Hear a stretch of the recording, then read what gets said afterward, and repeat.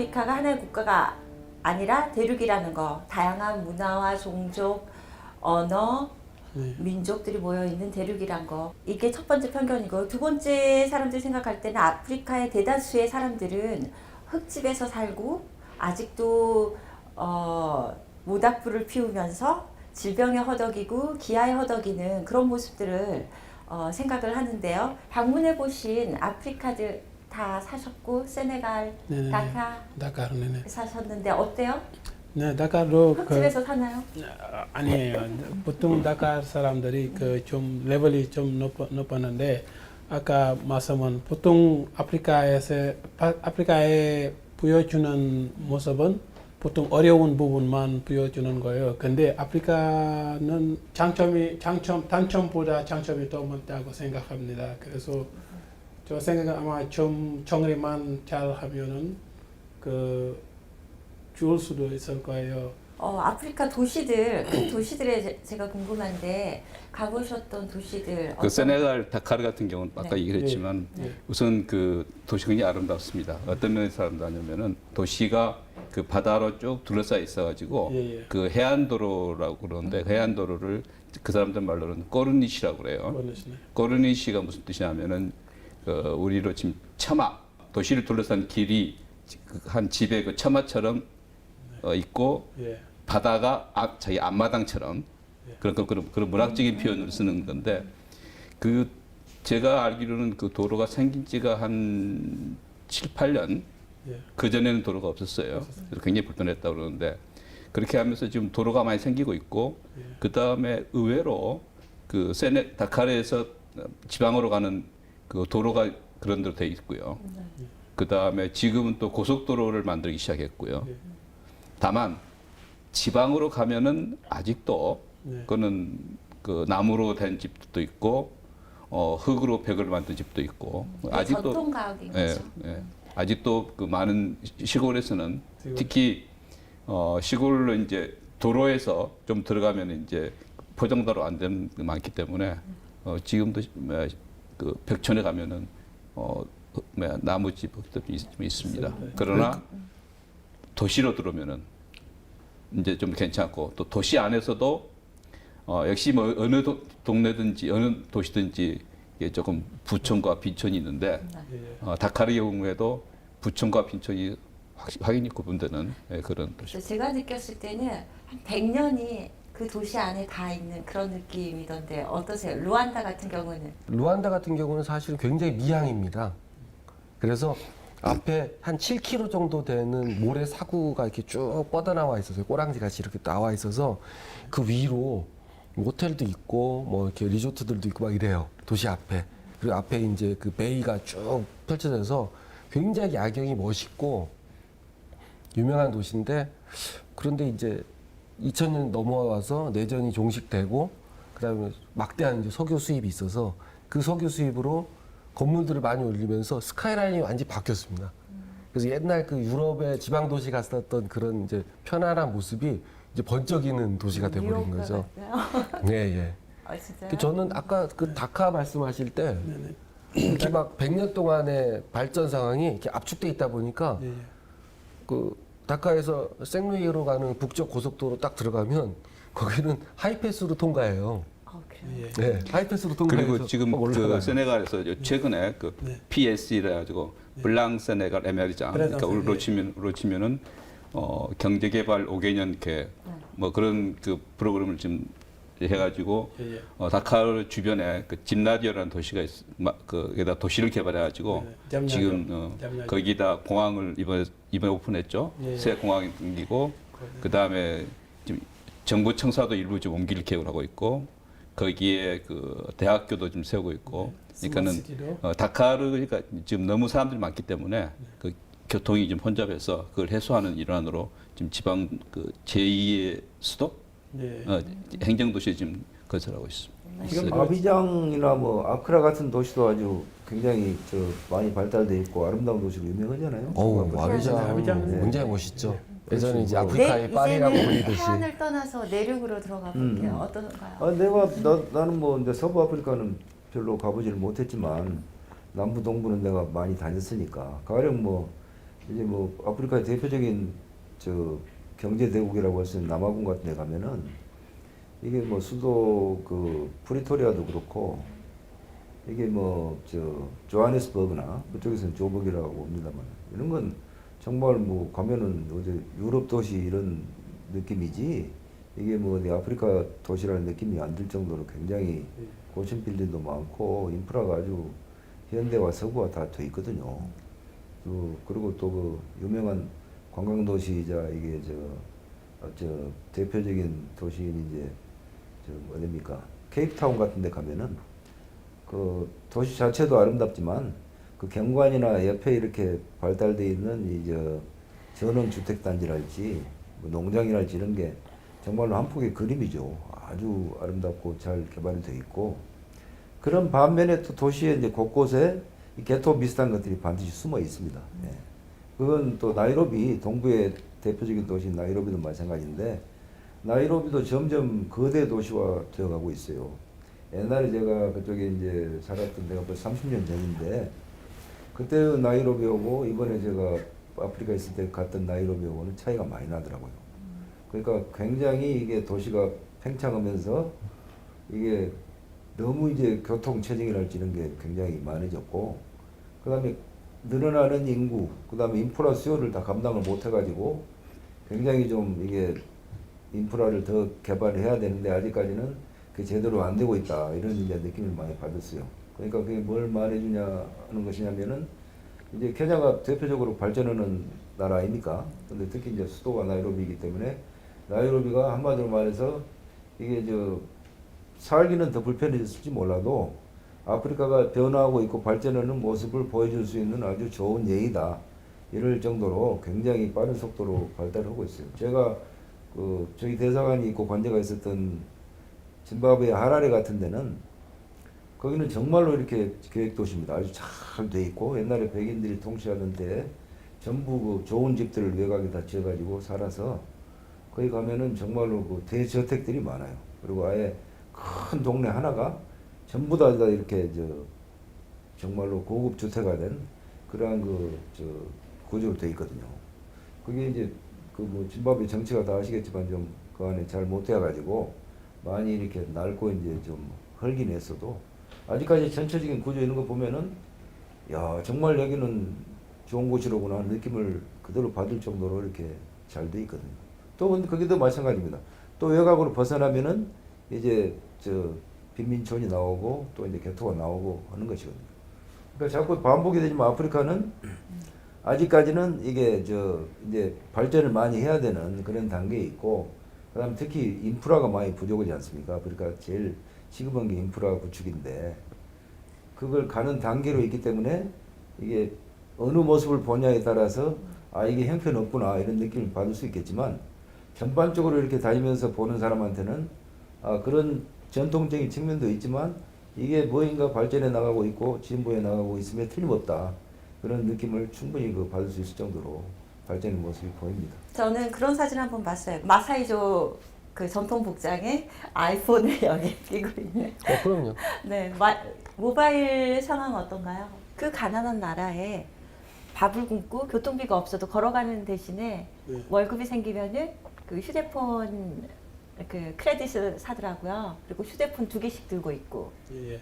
휴대폰이 2개 있으면 친구 중에 아니면 비즈니스 파트너 중에 누가 SK면 SK 휴대폰 쓰고 누가 KT면 KT 휴대폰 지금 그래서 무스타파 고향인 그 다카르는 이미 우리나라하고 똑같은 수준의 4세대 LTE가 깔려 있거든요. 그래서 뭐 되게 잘 되는데 왜 2개씩 들고 다니냐면 이게 잘못 보면 아프리카 사람들이 뭐 허영심이 있어서 이렇게 볼 수 있는 그런 게 아니고 통신시장 규제가 아직 발달이 덜 돼서 망 개방이 안 돼 있습니다. 그러니까 우리나라 같으면 그 망을 다 공유하면서 사용료를 나눠서 내거든요. 근데 그게 잘 조정이 안 되니까 우리나라 같으면 SK텔레콤 그 맞아요. 사용자가 SK텔레콤하고만 얘기가 돼요. 오퍼레이터 예, 이렇게 오퍼레이터가 서로 다르면. 그게 인터페이스가 없으니까 예, 예. 할 수 없이 그게 에어텔은 인도, 오란지는 프랑스, 보다폰 영국 네. 국가가 다 맞아요. 달라서 네.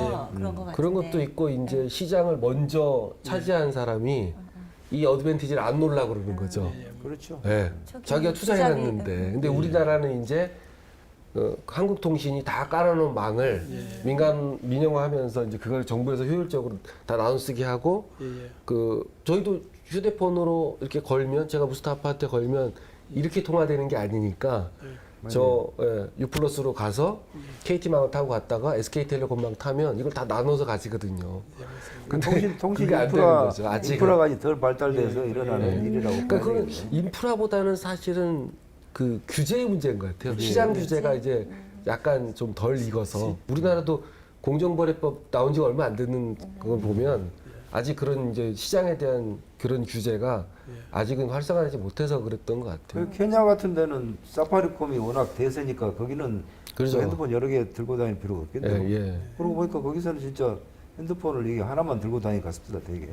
케냐는 그 M-PESA가 활성화되면서 그 금융 때문에 통신 시장을 그냥 다 장악해 버린 거죠 사파리콤이. 엠페사 같은 게 세네갈의 와리 와리. 써보셨어요? 어떻게? 난 안 써봤어요.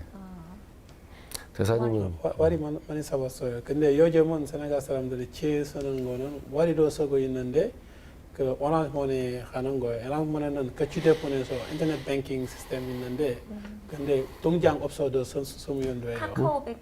카카오뱅크 카카오뱅크 좀 같은 비슷해. 거요? 근데 카카오뱅크 아마 조금 좀 달라요. 달라요. 왜냐하면 카카오뱅크는 돈을 거래하는 거거든요. 네. 근데 실제로는 네네. 우리가 말하는 M-PESA나 와리는 뭘 거래하는 크레딧 거냐면 아닌가요? 네. 전화 통화할 수 있는 크레딧 있죠. 크레딧, 예. 이걸 주고받는 거예요. 그래서 이걸 이제 예전에 아프리카 사람들이 은행이 너무 없으니까 예, 예. 시골에 자기 고향집에 돈을 보내도 못 보내고 그러니까 뭐 버스 기사한테 현금을 줘서 보낼 때도 있었고 옛날에 그랬대요. 근데 그 우리나라도 있어요 그 제도가. 저희 우리나라 이제 중고생들이 전화 다 쓰고 엄마가 이렇게 딱 캡을 정해놓잖아요. 예, 예. 한 달에 18,000원 이렇게 정해놓으면 이게 끝나면 전화를 못 걸어요. 그럼 친구한테 야, 나 잠깐만 빌려줘 그러면 한 3분어치 통화를 선물로 줄 수 있어요. 예, 예. 이제 그거를 어떻게? 아프리카 사람들이 이거를 조금 더 크게 조금씩 보내본 거죠. 나중에 그 100분어치도 가는 거예요. 그래서 이거를 가지고 가면 받아서 이걸 가서 은행은 없어도 마을마다 이 선불 카드 파는 키오스크가 있잖아요. 거기 가서 그거를 이제 되파는 거죠. 예, 예. 우리 요새 구두 상품권 구두방에 되팔듯이. 상품권 땅? 그런데 그게 환전해주는 수수료가 1%도 안 돼요. 예, 예. 그 옛날에 은행 환전 수수료는 10몇 %씩 됐거든요, 보통. 옛날에 송금 수수료 어마어마했어요. 네, 네. 아프리카에서. 그 다카르 오니까 아까 말한 선불 그 카드 예. 길에서 엄청 많이 팔아요. 예. 예. 지금은 모르겠는데 제가 있을 때 보니까 지금도 마찬가지예요. 시내도 가다 보면은 이게 크게 사가지고 이거 사라고 막 그 다른 나라도 그런지 모르겠어요. 다른 나라 하여튼 다 아, 근데 그래요. 다른 나라. 거의 선불 제도 아닌가요? 그런데 그거를 제가 그게 마그네틱 그게 긁는 그게 이따가 제가 처음으로 그걸 안 하고 다른 걸 하는 걸 본 게 그게 이제 M-PESA의 앞 단계를 제가 본 것 같은데 아비장에 가면 드록바 카페라고 있어요. 드록바 그 축구 선수 이름 딸 카페가 있는데 가서 보니까 어떤 꼬마가 이렇게 왔다 갔다 해요. 그러면 이제 거기 있는 사람들이 손을 들고 불러서 거래를 뭐라고 하고 돈을 줍니다. 그 저게 뭘 하는가 했더니 이 친구가 꼬마가 아침에 올 때 그 오퍼레이터 대리점에 가서 한 $1,000어치를 사오는 거예요. 통화권을. 그래가지고 와서 사람들이 얘기하면 그 전화번호로 $20어치를 보내줍니다. 그럼 $20어치를 보내주면 통화 크레딧을 그 $20를 주고 그럼 거래가 끝나고 가는 거예요. 그럼 이 친구가 왜 그렇게 하냐면 이 친구가 $1,000어치를 살 때 이걸 도매로 사니까 한 $950로 깎아가지고 사서 이걸 액면가대로 나눠서 파는 거죠. 그러면 하루에 $50 버는 거예요. 그 친구는. 그래서 그걸 보면서 아 이걸 거래할 수 있구나. 그걸 알게 된 것 같아요. 모바일로 뱅킹까지 할 정도고 제가 봤을 때는 휴대폰 들고 다니는 사람들이 참 많잖아요. 어느 정도 보급이 돼 있죠? 나라에 따라서 다른데 음. 제가 동부나 남부 아프리카 보면은 남아공이나 이제 저 케냐 같이 대표적으로 이렇게 인터넷 이런 걸 많이 사용하는 나라에서는 거의 뭐 안 가지고 다니는 사람이 없는 것 같아요. 다만 휴대폰 종류가 문제인데 스마트폰이 네, 스마트폰 가지고 다니는 사람들은 아무래도 상대적으로 좀 드물고 좀 옛날식 특히 저 노키아에서 만든 거 있어요. 그건 정말로 많이 들고 다니고 요새는 중국의 저가폰 있죠. 중국의 저가폰도 들고 다니는 사람들이 갑자기 많이 는 것 같아요. 근데 이제 우리 삼성이나 이런 데서 나온 것은 좀 상대적으로 들고 다니는 사람들이 적은 것은 확실한 것 같아요. 근데 전반적으로 이 휴대폰이 없으면은 거의 생활을 못할 정도가 됐어요. 그런 나라에서는. 이거 어마어마하죠, 보급이. 제가 봤을 때는 의보다 좀 더 앞선 것 같아요. 모바일 의식주 중에서 그렇죠? 그 대략 아프리카 인구를 11억 명으로 봤을 때 보급된 단말기 숫자를 9억 대 정도 봅니다. 통신시장에서는 추정을. 근데 이제 그 9억 대 중에 대략 스마트폰이 한 2억 대 정도 되는 걸로 보고요. 그래서 이제 그 세계적인 메이커들은 굉장히 탐나는 시장이 된 거죠. 이미 휴대폰을 들고 있으니까 어차피 7억 대 정도를 교체를 할 거다. 그래서 많이 이제 신경을 많이 쓰고 있고 우리나라의 이제 삼성전자 같은 데서 우리나라에서 국내에서는 팔지 않는 100달러짜리 스마트폰 모델을 만들어서 팔죠. 그렇죠. 갤럭시 파켓이라는 스마트폰인데 그런 게 중국제 스마트폰하고 이제 굉장히 이제 경쟁이 그 되고요. 아프리카에서 모바일 폰이 이렇게 보급이 많이 된 이유가 몇 가지 있는데 그 내 생각에는 내가 아는 생각은 첫째는 아프리카가 워낙 땅이 넓기 때문에 그 많은 땅에다가 이전에 선을 못 깔았고 유선을 이 할 수가 선을 없어요. 깔려면 돈이 엄청 많이 있기 때문에 그 대안으로 나온 게 모바일 폰이 아닌가 싶어요. 그 다음에 도시에서도 그러니까 밀집되어 있는 지역에서도 유선으로 하기에는 또 근데 최근에 또 다카르 같은 경우에는 유선을 좀 깔기 시작했거든요. 예, 예. 그 인터넷 유선을 깔았다고. 그래서 그 깐 게 이 모바일 폰하고 스마트폰하고 이렇게 어떻게 연결될지 모르겠는데 아마 그런 측면이 아닌가 싶어요. 스마트폰은 아마 저게 그걸로 할걸요. 위성통신 이용해가지고 할걸요. 아닙니다. 그 대사님 말씀하신 것처럼 초기에 그 서구에서 이 휴대폰이 막 보급될 때는 이게 디지털이 아니었었어요. 아날로그 폰이었습니다. 근데 그때는 기술이 없어가지고 밑에 반드시 이 전화선이 묻혀 있어야 이거를 이제 기지국 사이를 연결하면서 이동이 되기 지금은 때문에. 아니죠. 지금은 근데 아니죠. 이제 디지털로 바뀌면서 어떤 게 생겼냐면 무선 백본이라는 게 생긴 거죠. 그래서 아프리카 저희 출장 가서 보면 큰 철탑에 북처럼 생긴 게 이렇게 막 달려 있거든요.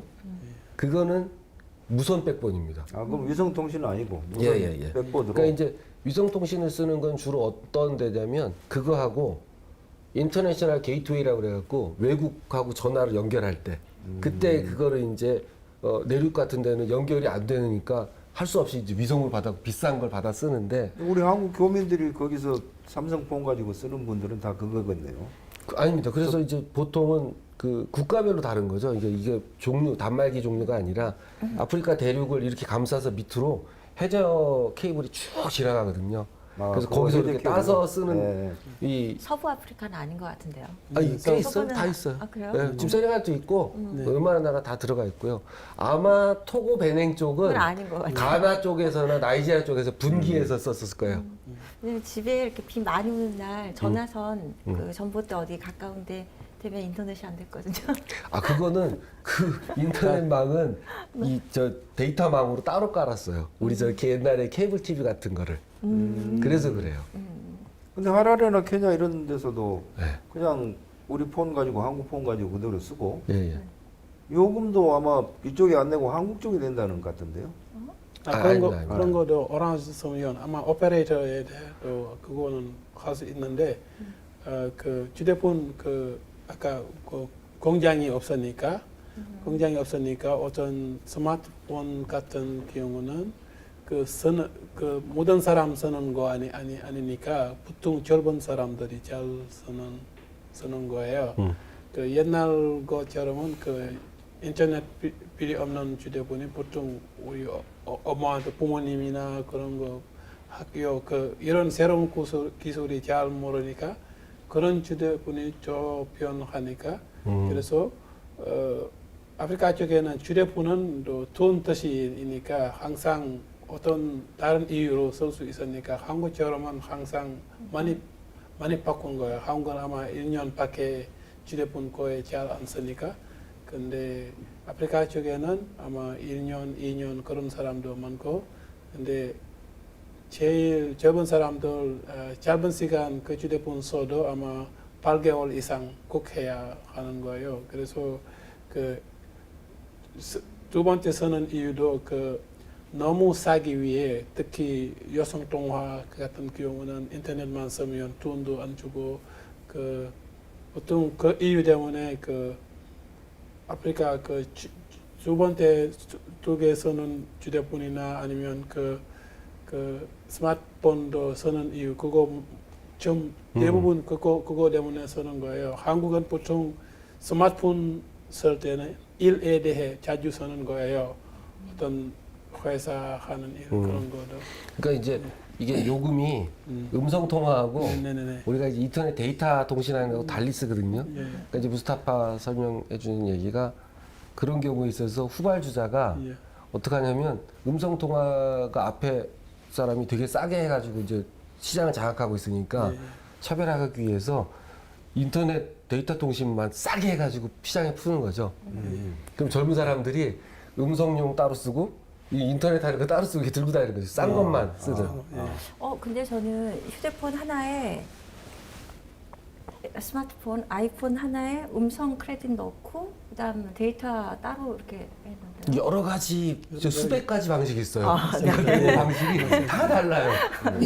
네, 나라가 많으니까 그리고 막 회사도 많고 한 나라에서도 네, 여러 여러, 가지. 오퍼레이터가 다 다른 가격 정책을 가지고 시장 복잡하게 만들어놨어요. 일단 물가에서도 얘기를 해야 되겠지만 인터넷 저는 꽤 비싸게 냈는데 케냐 쪽은 어떤가요? 케냐나 짐바브웨 인터넷 좀 보급률이 좀 더 높죠. 옛날에 비하면은 많이 내린 것 같던데요. 처음에 내가 갔을 때보다 나중에 떠나올 때쯤 되니까 속도도 좀 빨라지고 요금도 내리고 그랬더라고 보니까. 그리고 확실한 트렌드가 그 특히 케냐에서 그런데 처음에는 이 은행에 이제 ATM 이런 게 없고 은행 지점들이 별로 없으니까 입출입이 안 되잖아요. 그러니까 이걸 모바일 뱅킹하기 위해서 주로 이제 그걸 사용을 했었거든요. 그게 좀 발달되니까 그 다음에는 이제 뭐 은행에서 돈 빌릴 때 직접 은행까지 안 가고도 그거 모바일폰 이용해서 빌리는 서비스 뭐 이런 게 제공이 되고 그다음에 이제 벽지 학교 이런 데서 아예 그걸로 해가지고 타블렛으로 놓고 이제 교육시키는 프로그램 맞습니다. 만들어서 뭐 이러더니 요새는 이제 그 아까 우리 김 소장 이야기하듯이 이제 뭐 이거 그야말로 이제 정보용으로 예. 데이터 이런 거 데이터 활용하고 뭐 찾아보고 SNS 하고 이런 걸로 용도가 점점 이렇게 옮겨가는 것 같습니다. 그러면서 더 대중들이 많이 사용을 하니까 요금이 이제 내려가기 시작하더라고요. 근데 그런 트렌드가 확실히 있는 것 같아요. 아프리카가 대부분 인프라가 이제 부족하다는 말을 하는데 특히 정보통신 인프라가 되게 약해요.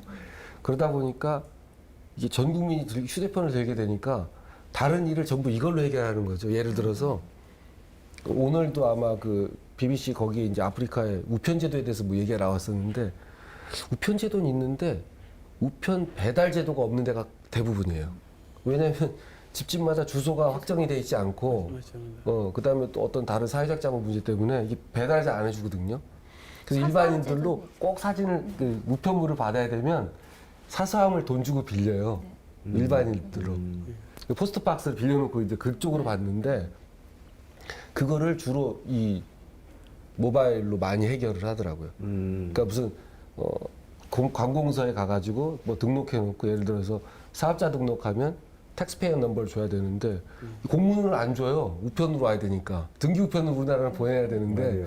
근데 그걸 모바일로 주고 모바일로 내고 맞아요. 뭐 이런 것도 많아지고 그러니까 활동이 생물이 많아지는 것 같아요. 진화하듯이 네. 아까 그런 몇 단계를 지나면서 지금은 훨씬 여러 갈래로 더 진화를 하고 있는 것 같아요. 예. 선거 감시 이런 것도 이제는 맞습니다. 완전히 거의 뭐 일상화되다시피 예. 해갖고 조그마한 선거국이 있으면은 가서 무조건 사람들이 이 모바일로 사진 찍고 이렇게 예. 또 실시간으로 그거 투표 상황 이런 걸 보내고 개표 상황도 보내고 하는 게 일상화됐고 그다음에 SNS 이런 게 굉장히 다양해지면서 SNS 이런 걸로 서로 사업을 논의하고 그래요. 요새는 보면은.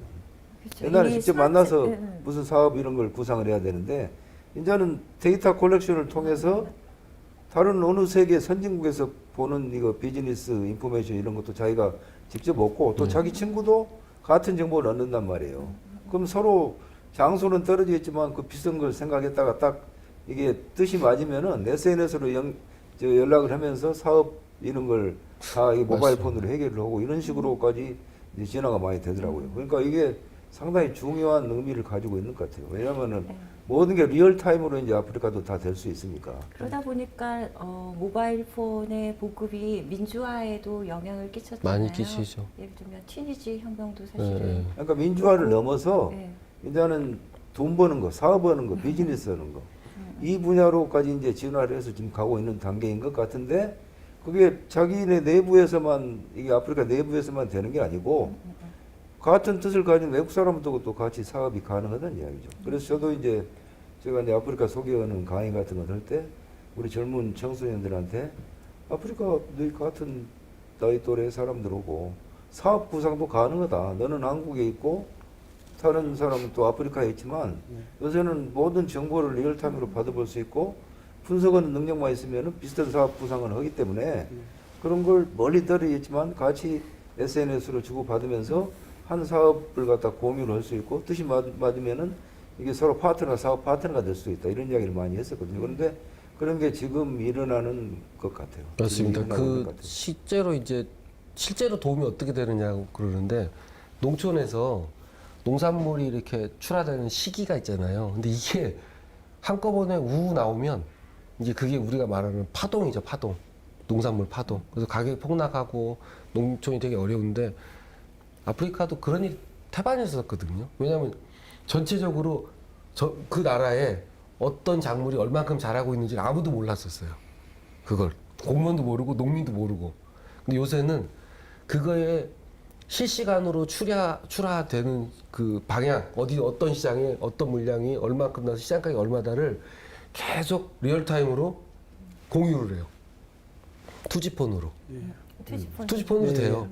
그러니까 다 돼가지고 그래서 시골에 가면 농민들이 이렇게 들여다보고 있는 게 딴 게 아니라 이거를 지금 오늘 팔아야 되나 내일 팔아야 되나 저 시장으로 가야 되나 이 시장으로 가야 되나 그거 결정하는 거거든요. 그리고 대사님 말씀하신 대로 미국이나 유럽, 아시아에 있는 투자자들이 아프리카의 조그만 사업에 투자할 수가 있어요. P2P로. 예. 이 사람이 자기 사업 계획서 올리고 어쩌고 막 하면 저쪽에서 많은 돈도 아니에요. 뭐 몇천 불, 뭐 10,000불, 20,000불씩 해가지고 막 모아준다고요. 그럼 그 사람이 벌어서 또 갚아요. 예. 그 시스템을 통해서. 그러니까 나이로비나 뭐 이런 데 앞서가는 도시들에서는 벌써 이제 아프리카식 스타트업들이 나오기 시작합니다. 많죠. 예. 예. 젊은 사람들이 그 스타트업을 만드는 거죠. 창업을 해가지고 시작하면 그걸 또 알아보고 런던이나 뉴욕이나 이런 데서 돈 가진 사모펀드 모은 사람들이 와가지고 그 회사를 사고 투자를 하는 그런 단계까지 지금 이제 진화를 하고 있기 때문에 이게 모바일이나 이 디지털의 힘이 얼마나 막강한지 제가 보기에 아프리카에서 일어나고 있는 현상들이 완전히 증명을 해주고 있는 것 같은 그런 생각이 들어요. 아까 모바일 보급률은 9만 대라고 하셨나요? 11억 명 명 가운데 9억. 아, 정도. 9억. 예. 네. 아까 표현하신 거 휴대폰 휴대폰 들 힘만 있으면 다 들고 다닌다. 그게 그 보급- 정도가 대충 맞는 것 같아요. 네, 그리고 스마트폰 같은 경우는 2억 대 정도 되니까 제가 알기로는 인터넷 보급률이 18%니까 딱 그 정도인 것 같아요. 그렇죠. 그렇죠. 그러니까 이제 모바일 인터넷 많이 쓰니까. 예, 세계에서 가장 지금 빠른 속도로 인구가 늘고 있는 대륙이기 때문에 어느 대륙도 지금 옆에를 못 쫓아올 정도로 증가율이 빠르죠. 아프리카는 지금 5.8명에서 좀 내려갔어요. 5.3명 정도 되는데 1인당 출산율이 동남아가 옛날에 똑같았다고. 동남아가 6명, 5명, 7명까지 갔다가 동남아는 2.5로 내려왔습니다. 지금. 그래서 지금 1인당 출산율이 2.5명밖에 안 돼요. 그러니까 절반 이상 이하로 떨어졌거든요. 그러니까 아프리카가 지금 이제 인구 프로젝션은 전문가들이 2050년, 30년 후면은 지금 20억이 된답니다. 예. 또 2명으로 20억이 되고 출산 제한을 했을 때 20억이고 그러지 안 그러면 않으면 29억까지도 간다라고. 그 뭐저 사람에 따라 다른데 하여튼 금세기 후반 2100년이 되면은 40억 정도 된대요. 40억이 아마 더 넘을 것 같다고 해요. 그러면은 전 세계 인구의 3분의 1이 이게 프로아프리카예요. 이게 그러니까 그건 어마어마한 이게 저 말하자면은 세상의 변화를 예고를 하는 거죠. 사람들이 그렇게 많은데 가장 중요한 게 사람 아니겠어요? 그러니까 아프리카는 뭐 저 사람들이 이야기할 때 다른 건 모든 걸 다 놔두고 제일 여기 앞으로 잠재력이 많다 하는 게 결국에는 경제로 말하자면 인구, 땅, 그다음 돈 아닙니까? 근데 인구고 이게 저 땅에 있어서는 어느 대륙 어느 곳을 이게 저 막론하고 상대가 안 될 정도로 좋은 여건을 이 가지는 것이 인구수를- 확실하니까. 그러니까 돈만 있으면은 모든 비즈니스가 가능한 곳이 앞으로 아프리카가 된다 그냥 이런 놔두면 뜻이죠. 계속 3시간 말씀하실 것 같아요. 근데 인구를 우리가 이제 자원을 좀 얘기를 해봐야 될 것 같은데 인적 자원으로 볼 수 있는데 긍정적으로 볼 때는 자원이지만 또 이게 자원인지 축복인지 아니면 이게 또 하나의 문제가 될 수도 있는 거잖아요. 축복과 저주를 포함을 하고 있습니다. 어떤 세상 문제든지 완벽한 것은 없잖아요. 완벽한 해결도 없고 이게 저 그야말로 100% 저 긍정적인 것도 없고 반드시 긍정과 부정 이게 좋은 사이드와 다크 사이드를 다 포함하고 있는 게 세상 만사의 문제인데 분명히 인구가 많은 것에는 이게 축복도 있지만 저주 측면도 있는데 문제는 축복의 측면이 이번에는 훨씬 더 많다는 거죠. 왜냐하면은 아프리카 경제가 그만큼 성장을 하고 있다는 거죠. 지금 뭐 저 자원 가격이 석유 가격이 내려가 가지고 2014년 15년 이후로 한 3년간은 아프리카 경제가 지금 침체에 있는데 다시 또 금년부터 이제 올라가고 있거든요. 근데 그 전에 시작을 할 때 벌써 보면 2000년대는 5 내지 8%씩 대부분 사하라 이남 아프리카도 성장 추세에 있었어요. 웬만한 나라는. 아주 부정부패나 독재 이런 것으로 함몰된 나라 빼놓고는 대부분 나라가 그렇게 성장을 하고 있단 말입니다. 동아프리카 쪽은 이렇게 성장률이 훨씬 다른 데보다 높더라고요. 그러니까 이제 원래 2000년부터 2010년 동안에 이 10년 동안을 보면 주로 그 서부 쪽에 이 석유 캐서 수출하는 나라들이 성장세가 높았었어요. 근데 그건 사실 저는 그 별로 좋게 보지는 않고요. 몇 년간 또 타격이 있었잖아요. 몇 년간 2015년. 그래서 네. 결국엔 이제 2008년 금융사태 때부터 푹 주저앉았는데 그래도 앙골라 같은 경우가 그러니까 매일 200만 배럴 정도를 뽑아내는데 그 나라가 경제 성장률이 10년 동안 매년 평균 11%가 넘었어요. 이거 대단한 겁니다. 우리나라도 그래 본 적이 없거든요. 그렇죠. 우리나라 한참 산업이 발달할 때도. 근데 사실은 그거는 별로 질은 좋지 않았던 것 같아요. 왜냐하면 이게 유가가 반으로 꺾이니까 같이 꺾이잖아요. 그거에 비해서 그 뒤에 르완다나 아니면 에티오피아나 케냐나 이런 나라들이 경제 수준이 높은 거는 천연 자원에 기대지 않고 아니죠. 자기네 자체 내수 시장 사람들이 일으키는 소비를 통해서 경제 발전 이룬 거기 때문에 이쪽이 지금 한 7, 8% 정도로 보이는데 그게 훨씬 질이 좋은 경제 성장이죠. 질이 좋은 성장이고 거기에 이제 중요한 의미를 함유하고 있는 게 이게 늘어나는 인구, 그 인구를 제대로 교육을 시켜야지 그 사람들이 나중에 생산의 주역도 되고 소비자도 되고 다원적으로 나라를 발전시키는 이게 가장 큰 휴먼 리소스가 되는 것인데 그런 나라들은 지금 완전히 그런 방향으로 가고 있단 말이에요. 지금 아프리카가 인구 문제 관련해서는 제가 알기로는 인구 증가를 이렇게 폭발적으로 하는 걸 방지하기 위해서 세네갈을 비롯해서 몇 개 나라에서는 꽤 몇 년 전부터 소위 말하는 산화 정책을 지금 실시를 하고 있고 그에 대한 걸 깊숙이 지금 진행을 하고 있는 거라고. 빌 게이츠 재단에서도 그 피임 관련해서 산화 제한 사업을 하는데 이게 준비하기라 저는 또 음모론을 좋아해서 빌 게이츠 재단에서 이걸 하는 게 백인들이 흑인의 수가 늘어나는 거에 대한 두려움 이런 얘기도 있더라고요. 그거는 좀 음모론이 심한 음모론이고 제가 보니까 그런 건 있는 것 같아요. 아프리카가 그 데모그래피를 조사하다 보면 54개국 중에 정확하게 천만 명을 중심으로 봤을 때 27개 국가가 분포합니다. 그러니까 천만 명이 넘는 나라가 27개고 천만 명이 안 되는 우리가 생각하기에 상대적으로 작은 국가가 27개인데 인구 규모가 작으면 인구 규모를 늘리려고 노력을 해요. 그러니까 예를 들어서 적도기니 같은 경우 나라가 저희가 알기로는 분명히 인구가 50만밖에 안 되는데 거기 원중심이 많잖아요. 그러니까 자기네는 맨날 자기는 100만이래요. 어디에 가도 100만 명이 안 보이는데 그리고 뭐 더 작은 나라는 더 그렇고 근데 인구가 이제 많은 나이지리아 같은 나라는 어떻게든지 이제 이거를 줄여보려고 그러죠. 그래서 그게 늘 저희가 뭐 오늘 대사님들 말씀하시는 것처럼 나라가 다르니까 어떤 나라는 인구를 늘리고 어떤 나라 막 줄이고 서로 반대 방향으로 노력하고 있거든요. 그러니까 아프리카는 뭐 늘 이제 우리 처음에 원론으로 돌아가게 되는데 다양성, 예. 이게 이제 그리고 크기, 사이즈 뭐 이런 거 다 이제 그쪽 돌아가게 되는데 인구 문제도 마찬가지예요. 제가 보기에는 이걸 저는 생각을 해야 된다고 생각합니다. 이게 아까 우리 신대사가 세네갈에서 뭐 인구가 늘어서 걱정이어가지고 이제 피임 정책을 뭐 심각하게 지금 한다는데 고려한다는데 뭐 생각을 해보십시다. 우리 한국이 이게 지금 사이즈가 10만 제곱킬로미터 아닙니까? 예. 10만이 좀 안 되죠. 안 되죠. 5,200만 아니에요. 그것도 쓸 땅이 많냐면 아니죠. 70%는 산이고. 네. 그런 나라에서 5,200만인데 아프리카 사이즈 뭐 제가 여러 나라에 있어봤지만 그거 보통 뭐 한국에 몇 배씩 되잖아요. 근데 인구는 기껏 해봤자 1,000만 한 1,500만 네. 이 정도밖에 안 되는 거예요.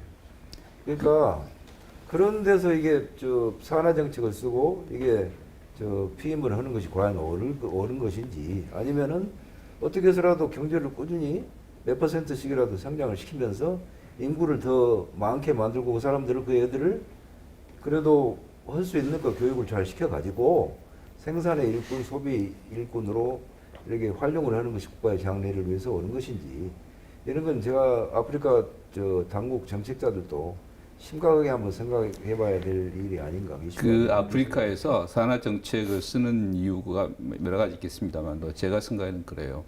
그러니까 인구 정책에서 아프리카 장점은 말하자면 애를 더 낳으라고 지원 정책을 쓸 필요는 없는 것 같아요.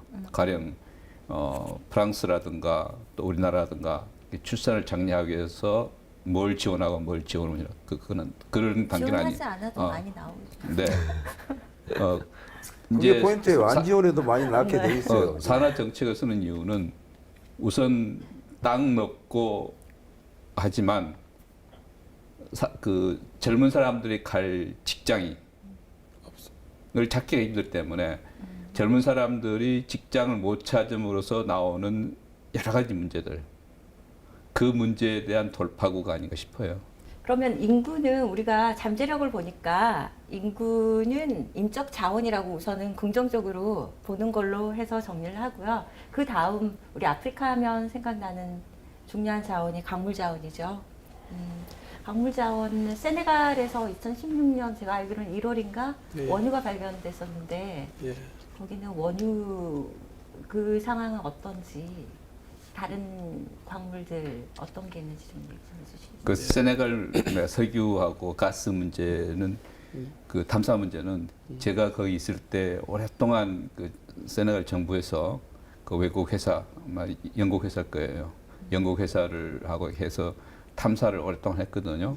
근데 문제는 경제성이 있느냐 없느냐로 이제 좀 있긴 있대요. 있긴 있는데 경제성이 있느냐 없느냐. 근데 이제 그거는 또 유가하고 관련되기 때문에 옛날 한 100불 이럴 때는 경제성이 있을 거라고 그냥 추진을 했는데 그때 내려갔다가 지금 다시 이제 또 가격이 오르고 하니까 그건 그것이 좀 그래서 근데 다만 그 모리타니아의 가스가 나와서 모리타니아와 세네갈 인근이니까 그 가스는 좀 그 경제성이 좀 있는 것으로 다들 하는데 석유는 아직 왜 그동안 팔로우를 안 해가지고 잘 모르겠어요. 아마 석유도 일단 나긴 나는데 제가 듣기로는 그러니까 세네갈뿐만 아니라 다른 나라들도 오랫동안 탐사를 하고 이렇게 발견이 되고 생산성까지도 있는데 가끔 보면은 발표를 일부러 안 한대요. 왜냐면 그게 두려워서 외국 자본들이 갑자기 확 들어오고 그런 말이 있는데 사실인지는 저도 잘 모르겠습니다. 저는 이제 그 업계에 좀 있었는데 네. 석유 플랜트 업계에 있었는데 네. 그게 자기 힘든 얘기예요. 왜냐하면 석유라는 거를 아프리카 국가들이 개발할 때 혼자서 개발을 절대 못해요. 네. 이건 굉장히 어려운 얘기예요. 심해 유전은 보통 막 수심 3,000m까지 가거든요. 그러니까 바닷물을 3,000m를 들어가면 기압이 이 지금 우리가 있는 1기압 대비해서 300기압까지 올라갑니다. 보통 기계는 들어가지도 못해요. 그리고 거기서부터 또 해저를 뚫고 3, 4km 또 들어가거든요. 그래서 굉장히 힘든 일이라서 그렇고, 그다음 시간도 이게 보통 탐사 단계, 그다음 이걸 개발하는 단계, 다 끝나면 이제 본격적으로 생산하는 단계에 가는데 이게 보통 한 10년씩 걸려요. 그러니까 이거를 누가 숨기고 뭐 감추고 이럴 수가 없는 일이라고요, 사실은. 그러니까 대부분은 눈에 안 보이니까 시민들이 의심하는 거죠. 왜냐하면 이게 보통 사람들이 가서 볼 수 있는 데 가서 일하는 게 아니거든요. 저 먼 바다에 가서 일하니까. 그러니까 이제 아프리카 하면은 그래도 뭐니 해도 이 자본이 아주 축적이 안 돼 있기 때문에 지하에 묻혀 있는 이게 자원이 자본입니다, 사실은. 이걸 현금화안했을 뿐이지 캐내가지고 어떤 방식으로든지 상품으로 만들어서 수출하면은 그게 바로 캐시가 들어오는 것이니까 자기 자본이 되는 거고, 그걸로 아까 이야기했듯이 그 넓은 땅에 좋은 인적 자원을 활용해가지고 경제를 개발하면은 아프리카의 장래가 이제 훨씬 더 밝아지는 거죠. 근데 문제는 이 자원이라는 것이 역시 축복과 저주의 측면을 다 갖고 있는 거예요. 우리가 뭐 보면은 뭐 알지만 중동의 몇 나라나 뭐 노르웨이 이런 나라 빼놓고 석유 개발해가지고 별로 성공한 나라가 없어요. 오히려 더 안 좋아지지. 심지어는 뭐 네덜란드 같은 나라도 이게 자원병에 걸려가지고 예. 그게 뭐 돈 들어니까 괜히 물가만 올리고 사람들이 뭐 그것만 하려고 그러고, 그 다음에 이게 자원산업이라는 게 뭐 일자리 창출이 많이 되는 것도 아니고 이러한 좋지 않은 아주 고약한 측면들이 많이 있거든요. 그걸 잘 커버리지를 못하면은 오히려 나중에 가서 돈은 들어오는데 국민은 더 못 살고 정권은 부패하고 여러 가지로 안 좋은 현상들이 생기는 거고, 아프리카가 지금까지 그런 것을 굉장히 많이 경험을 했어요. 근데 그렇다고 그래서 그러면 자원을 버릴 거냐? 그건 안 되는 거죠. 자기가 가지고 있는 것을 잘 활용을 해가지고 나라 발전을 이루는 데 써야 되기 때문에 그걸 아주 와이스하게 현명하게 과거의 경험을 그걸 근거로 해가지고 기초로 해서 그러한 잘못이나 에러를 범하지 않도록 그렇게 해야 되는 것이 이제 아프리카의 앞으로 발전에 있어서 중요한 과제입니다. 제가 보기에는. 그러지 않아도 제가 오늘 아침에 페이스북에 어떤 대학생이 카드뉴스를 만들어서 올려놓은 걸 보고 이제 문안을 좀 수정해 준 게 있는데 그 내용이 그런 거 있었습니다. 아프리카에 전 세계 경제가 가능한 땅이 60%가 있어서 아프리카가 세상을 먹여 살린다는 거예요. 그래서 이게 뭘 잘못 봤나 가만히 생각해 봤더니 그게 이제 영문으로 된 자료를 보면 어떻게 나오냐면 경작 가능한 남은 땅 중에 60%가 아프리카에 아직 있다라는 얘기거든요. 최대치로 보면 60%까지 보는 학자들이 있어서 그래서 이건 약간 좀 말이 빠진 것 같다 하면서 이렇게 보정을 해줬는데 역시 뭐 그럼에도 불구하고 상당량의 땅, 그러니까 적게 보면 30%, 많게 보면 60% 정도의 남은 농경지가 아프리카에 있거든요. 그래서 실제로 그리고 노동력도 풍부하고 그래서 앞으로 한동안 한 세기 정도는 실제로 아프리카가 추가적인 이 식량 수요를 더 커버할 수 있는 그런 식량 생산국이 될 것이다. 그러거든요. 왜냐하면 다른 조건들이 굉장히 많이 좋아요. 그래서 다른 대륙에 비해서 강도 많이 발달돼 있고 기후도 사실은 뭐 밀림이나 사막도 있지만 사실은 그냥 평범한 땅들도 되게 많고 노동력도 풍부하고 그 다음에 최근에 이제 아까 말씀하신 대로 천연가스들이 다른 데서 다 개발된 다음에 늦게 개발되지 않습니까? 아프리카가. 천연가스로 이제 질소비료 만드는 공장들에도 투자가 많이 이루어지고 있고요. 그래서 이제 그런 요건들이 맞으면서 실제로 저는 지하자원에 거는 기대보다 그런 이제 농업 환경에 거는 기대가 사실은 더 큽니다. 근데 가끔 제가 의문이 우리가 항상 바라보는 시각이 여기에서 우리가 뭘 얻을까 하잖아요. 실제로 아니라고 부정할 수는 없는데 많은 사람들이 기아에 허덕이면서 식량 자급률은 낮잖아요. 그 농사를 지을 수 있는 땅에 식량보다는 특수작물이라고 해야 되나요? 이런 걸 많이 수출을 위해서, 우리들을 위해서. 캐시크랍을 많이 심죠. 아, 네. 예. 그래서 그러니까 이제 저기 아프리카 사람들이 직접 재배해가지고 자기들이 주로 먹고 살 거, 이 양식용의 그런 농업이 있고, 그 다음에 이제 이야기했듯이 상업 농업으로 해가지고 뭐 담배랄지 뭐 이런 거, 그런 거에서 이제 수출용 가공을 하거나 아니면 바로 수출하거나 이런 수출용 농업 산업이 있고 두 가지가 있는데, 이 아프리카는 여러 가지 좋은 여건이 있지만 또 약점도 있어요. 그건 뭐냐면은 이게 농업도 결국에는 이게 경제성이 있으려면 대규모로 해야 되는데 아프리카에 대규모 농장이 이렇게 많지가 않아요. 내가 있었던 짐바브웨는 대규모 농장이 6,500개가 있었습니다. 그 당시는 이게 옛날 이름으로 로데지아인데 로데지아가 아프리카에서 제일 부유한 나라였어요. 그렇죠. 예.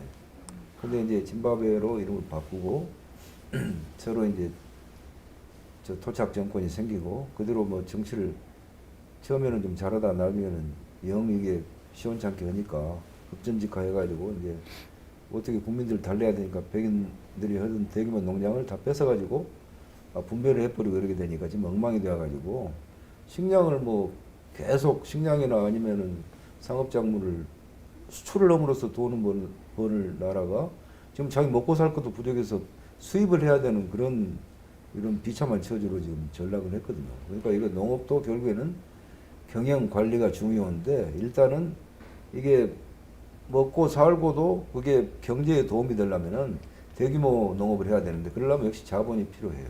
그러니까 아프리카는 이 자본 문제를 어떻게 해서든지 해결을 해야지만이 다른 나라하고 합작을 하든 뭘 하든 이렇게 해서 대규모 농업으로 나가야지만이 이 자기가 가지고 있는 농업의 장점을 충분히 살릴 수가 있고 둘째는 이게 또 그 토지 비옥도 이런 것도 관리해야 되는데 아프리카 토지가 아시아 토지에 비해서 제가 알기로 그렇게 비옥은 토지는 아니에요. 아닙니다.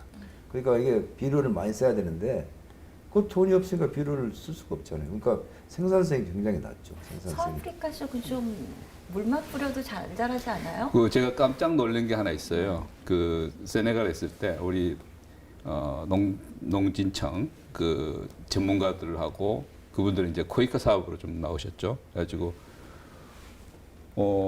하는 말씀 중에 세네갈만큼 벼농사 짓는 기초원 데 없습니다. 아니 그래서 제가 질문이 아니 비도 안 오는데 무슨 말이요?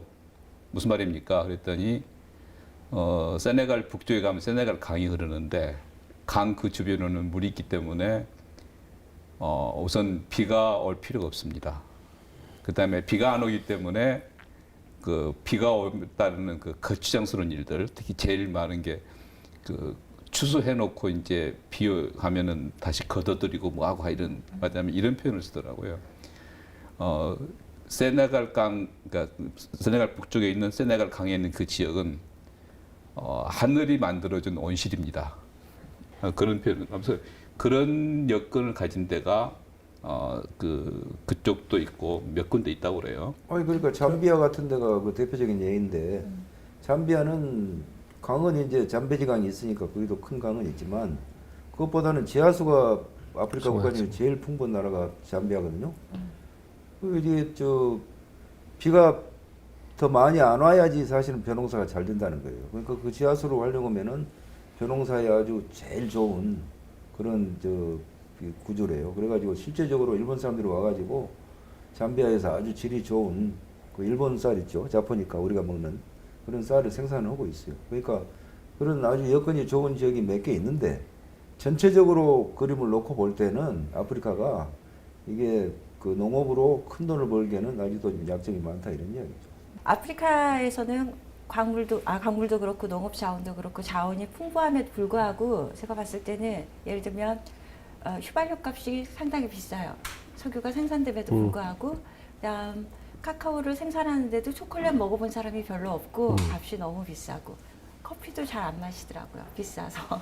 아니, 그러니까 그래서 물가를 한번 봐보자고요. 생산을 함에도 불구하고 너무 비싸고 그다음 거주했을 때 저는 집값이 상당히 서울 파리보다도 더 비쌌던 경험이 있는데 휘발유가 어떠신가요? 비싼 거는 이유가 있어요. 왜냐하면 정제. 네, 아프리카 대륙 전체 54개국의 정제 능력을 다 합치면 리파이너리 능력을 다 합치면 하루에 340만 배럴 정도 돼요. 한국이 혼자서 240만 배럴이에요. 그리고 한국은 240만 배럴을 다 뽑아요. 근데 아프리카에 있는 340만 배럴은 디자인이 그렇게 했다는 얘기고 실제로는 200만 배럴도 못 뽑습니다. 그러다 보니까 어떻게 하냐면 석유를 팔고 예, 예. 휘발유 디젤을 사죠. 근데 실제로 시장에서 가보면 주유소 가서 기름을 넣어보면 우리가 요새 한 리터당 1,500원 정도 하잖아요. 그러면 거기도 1,500원입니다. 근데 우리는 1,500원 중에 휘발유 값은 700원이고 그죠? 그 세금이 800원이에요. 근데 그 아프리카 국가들 대부분이 어떠냐면 1,500원이면 원래 2,000원짜리인데 정부에서 유가 보조금으로 500원 준 거죠. 그래서 유가 보조금이 어떤 복지 정책보다도 돈이 많이 들어요. 그래서 이 유가 보조금 줄이고 늘리는 거에 따라서 막 폭동이 날 때도 있고 예, 예. 근데 그 물가 그거는 엄청 비쌉니다. 예, 휘발유는 조금 부유층을 위한 정책인데요, 복지 정책. 그러다 보니까 이제 예를 들어서 그거를 줄일 수가 없는 게 권력 있는 사람들이 맞아요. 주로 필요하니까. 힘 있는 사람들이 주로 그걸 쓰다 보니까 줄이질 못하는 거죠. 아프리카의 이제 물가가 천차만별인데 지역에 따라서 대도시냐 작은 도시냐 아니면은 이게 이제 상업이 활발한 곳이냐 상업이 저조한 곳이냐 근데 이런 외국인들이 우리가 서울에서 사는 수준으로 살고자 했을 때 물가가 어마어마 비싼 거죠. 어마어마 물론 비싸- 로컬 이런 것들 어마어마 비싼 곳도 이제 제한적이죠. 모든 게 다 그런 것은 아니니까. 근데 이제 그건 이제 여러 가지 원인이 있을 수가 있는데 가령 앙골라가 대표적으로 물가가 비싼 도시 아닙니까? 거기 호텔 뭐 세계적으로. 예, 세계 1위죠. 호텔이 뭐 어마어마하게 비싸고 제가 물가를 한번 비교해 본 적이 있어요. 제가 있었던 하랄에 이건 일반 물가인데 그 수박 있잖아요, 수박이 보통 큰 게 이게 한 3불 50 주면 사거든요. 예, 앙골라에서 그게 30불입니다. 30불. 맞습니다. 10배. 왜 이렇게 비싸냐?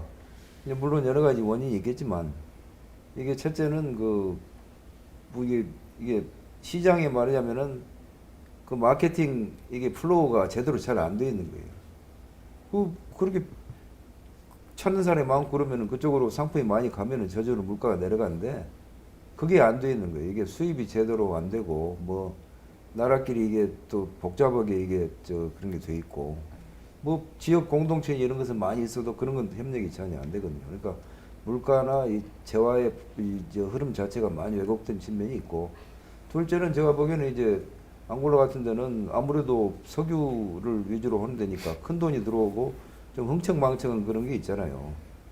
그러다 보니까 이제 저절로 이제 물가가 이게 인플레이션이 되는 거죠. 그리고 또 외국 사람들이 많이 와서 살고 이런 데는 물가가 비쌉니다. 구체적으로 한번 들어가 예, 볼까요? 네, 아프리카 물론 앙골라 같은 예외적인 경우도 있겠습니다만도 아프리카 전반적으로 물가가 비싸다라고 얘기를 하는 거는 저는 그렇게 생각해요.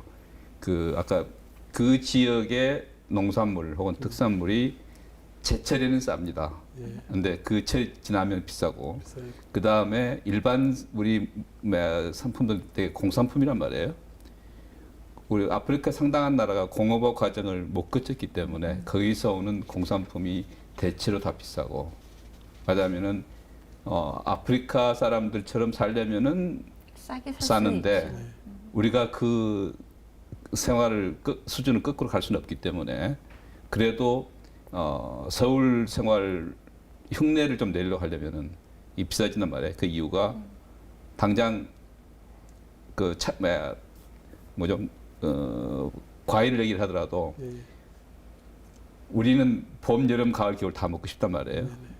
그러면 여름에 난 3월에 난 과일을 9월에 먹으려면은 보관을 해야 되는데 그 보관 비용이라는 게 공업화 과정 안 거쳤기 때문에 엄청 비싸지거든요. 그래서 우리가 아프리카의 자원을 얘기할 때 말하자면은 광물 자원도 마찬가지고 수산물, 농산물 이 공업화를 못 거친 안 거친 이 현실을 우리가 어떻게 극복을 하면서 이 자원의 가치를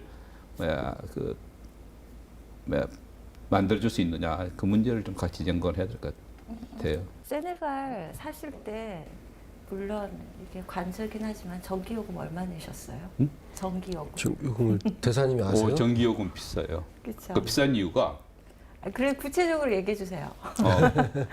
내가 지금 얼마 냈는지는 기억을 못하지만 액수는 기억 못하지만 이 전기를 쓰면 이거 이렇게 쓰면 안 되는데 하면서 그 직원들한테 말은 못하지만 좀 50만 프랑 뭐 이렇게.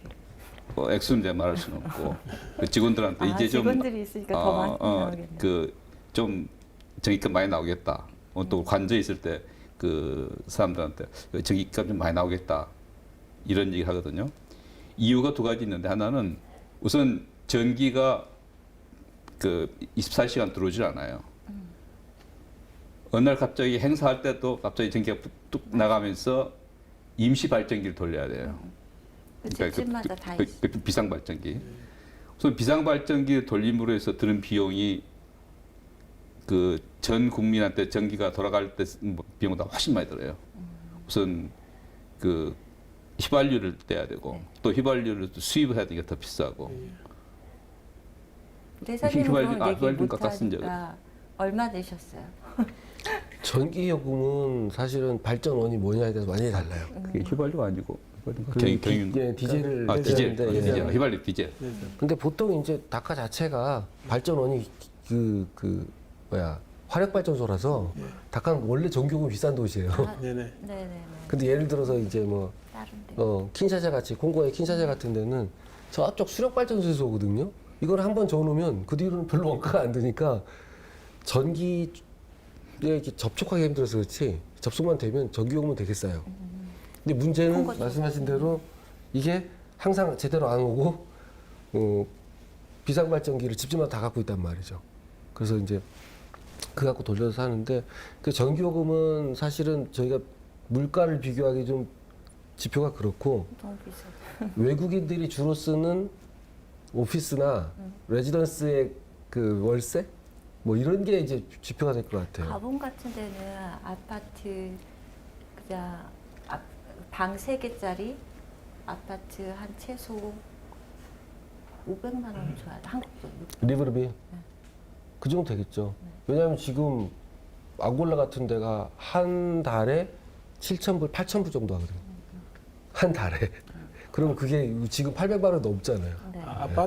아파트 비싼 이유도 그 대부분 아프리카 사람들이 개인 집으로 사니까 그 손님이 많이 없어서 보통 외국인만 쓰는 데이니까 맞아요. 예. 그거도 그래서 일부러 이렇게 일부러 올려놓고. 올라가야 수요 공급 차점을. 예. 기존에 저희가 아프리카를 바라볼 때 가난한 땅, 굶주림에 허덕이는 땅 이런 식으로 바라봤는데 오늘 저희가 아프리카의 근대화된 도시 모습, 모바일 생활 속 모바일이라든지 그다음 우리보다 훨씬 더 비싼 물가들 이런 쪽으로 얘기를 해봤는데요. 어떨까요? 아프리카 이런 모습만 있는 건 아닌데 우리는 그러니까 앞으로 아프리카를 어떻게 대해야 될까요? 그러니까 제가 생각하기에는 이게 처음으로 돌아갑니다만 아프리카가 워낙 크고 다양하지 않습니까? 그 크고 다양했던 아프리카가 지금까지는 거의 우리한테는 이제 빈곤과 가난 이런 것 외에는 다른 모습이 보이지 않았는데 지금 오늘 우리들이 토의하는 것만 해도 여러 가지 다른 모습들이 보이고 변화에 이게 징조가 보일 뿐만이 아니라 실제로 변화가 일어나고 있거든요. 특히 디지털 파워랄지 젊은 사람들이 이게 모바일이나 인터넷 이런 걸 통해 가지고 정보를 리얼타임으로 입수를 하고 외국 젊은이들하고 SNS를 통해서 실질적인 대화를 하고 사업을 구상하고 이런 것들이 굉장히 지금 앞으로 아프리카가 획기적으로 발전하고 변화할 수 있는 그러한 하나의 단초를 그러한 실마리를 제공할 수 있는 좋은 요소들이기 때문에 우리가 그런데 착안을 한다면은 아프리카를 좀 더 잘 알아야 되고 그러기 위해서는 아프리카를 뭐 가본다 할지 아니면은 아프리카를 좀 더 연구를 하고 뭐 이래 가지고 저희들이 가급적 앞으로는 이 아프리카에 대해서 보다 관심을 가지면서 우리가 그러면 이러한 아프리카에 가서 할 일이 뭐냐, 또 아프리카 사람 우리가 도울 수 있으면은 각자의 뜻에 맞게 도울 수 있는 방법이 뭐가 있겠느냐, 이런 걸 좀 연구를 하고 이렇게 아프리카에 관심을 가지면서 이게 지낸다면은 훨씬 더 우리가 좀 더 이게 좀 풍요롭게, 이게 지적으로도 좀 풍요로운 생활을 하지 않을까, 이런 생각을 저는 이번 시간에 해보겠습니다. 아프리카 편견 깨기에 대해서 오늘 얘기해 보려고 좀 더 아프리카의 다양성, 역동성에 대해서 부각을 시켜서 얘기를 해봤는데요. 어떻게 보셨을지 모르겠습니다. 앞으로도 이런 조각들을 모아서 하나의 완성품을 한번 만들어 보겠습니다. 감사합니다.